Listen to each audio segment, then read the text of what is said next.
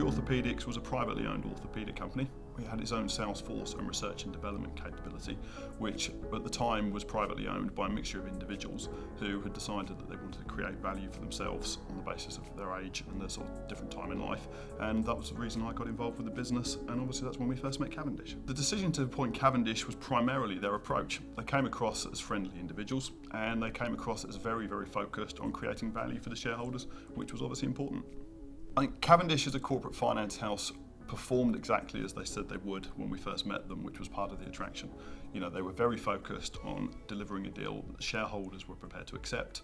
They were very, very focused in terms of making sure that the deliverables of any buyer could also be managed internally, and push the transaction through at a speed that made sure that we kept interested as a seller and the buyers kept interested from their side. Cavendish's involvement within the process was absolutely crucial.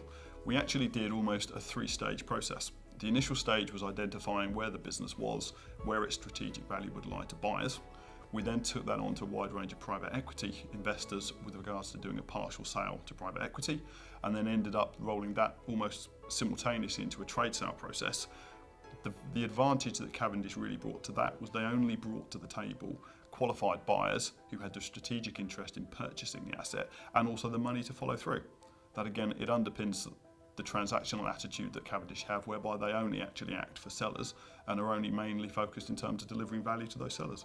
They were very involved with the business from the start. They understood the business and where the value truly lied. We believed that initially was with the products. We actually explored several other opportunities with some of the purchasers, but in the end Cavendish's knowledge of the company actually allowed them to see the value as we did, which I think helped through the process in terms of making buyers understand actually what they were purchasing, which enabled us to gain a higher price.